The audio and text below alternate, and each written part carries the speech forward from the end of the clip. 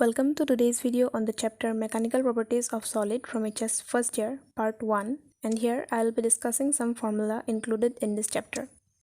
Before that, let's have a look at these three important points, that is, stress is equivalent to pressure, strain is change in configuration by initial configuration, and modulus is stress by strain. With these three simple points, we will be done with almost all the formula included in this chapter. Stress is equivalent to pressure. It was the first point. Now we have three kinds of stress. They are normal stress, bulk or volume or hydraulic stress, and tangential or shearing stress. I will not go deep into the definitions and meanings because they are available in almost all the books, but what you need to remember is that normal stress will be equivalent to pressure, which is equal to force by area. As in the case of pressure, here too the area should be normal to the direction of application of force as shown in the figure. Moving on to volume stress, it is also equivalent to pressure, which is force by area. As the force is acting from all the directions, so the area will be the total surface area of the object. After these two stress comes the shearing stress, but where the area will not be normal but tangential to the direction of application of force. This kind of force changes the shape of a body. So, keeping pressure in mind, we don't have to learn stress separately. The second point was strain is equivalent to change in configuration by initial configuration. And the three kinds of strain are longitudinal, volumetric, and shearing strain. Let's have a look at longitudinal strain. As evident, it will be change in length divided by the initial length. And in the same way, volumetric strain will be change in volume divided by the initial volume. But the exception comes in shearing strain. Here, the shape changes and we can't express shape by any mathematical value.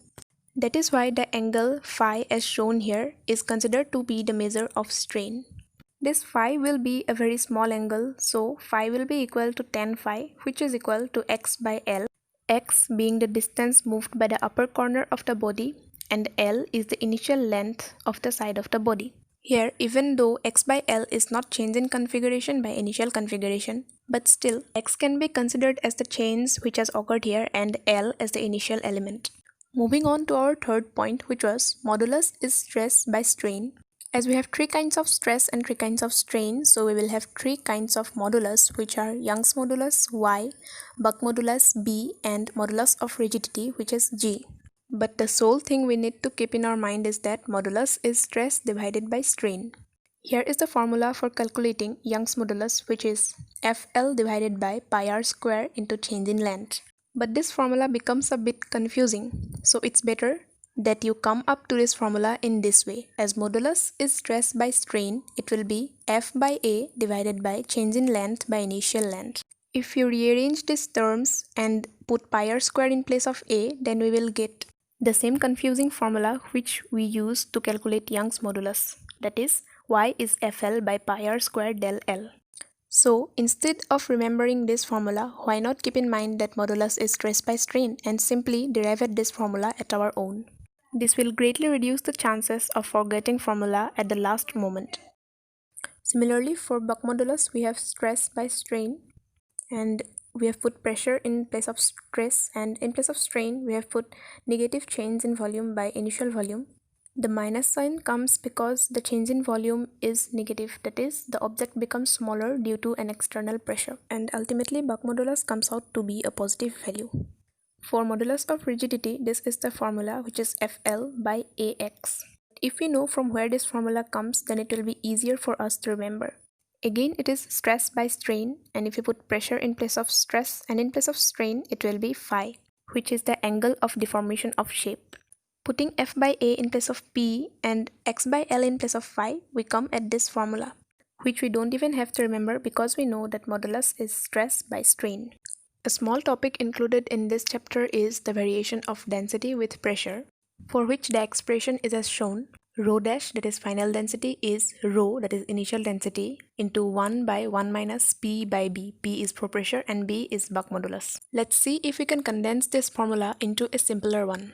Here, after a few rearrangements, I have put del rho in place of rho dash minus rho. It will be a positive value because rho dash will be greater than rho because density increases on the application of pressure. And finally, we arrive at this simple formula, which is del rho divided by rho dash is P by B. So the initial complex formula has become so simple that we just have to remember that del rho by rho dash is P by B. Even while doing numericals, we can apply this formula instead of the initial complex one. So I hope all these tricks that I provided in this video will prove to be beneficial to you. There are other important points from this chapter which will be included in the video part 2. These points are Hooke's law, compressibility, stress-strain graph, elastic potential energy, and the factor of safety. So that was all for today's topic. If the video was beneficial, please leave a like and don't forget to subscribe my channel to get more such videos on simple explanations of the topics included in HS syllabus. I will be back with another video. Thanks for watching.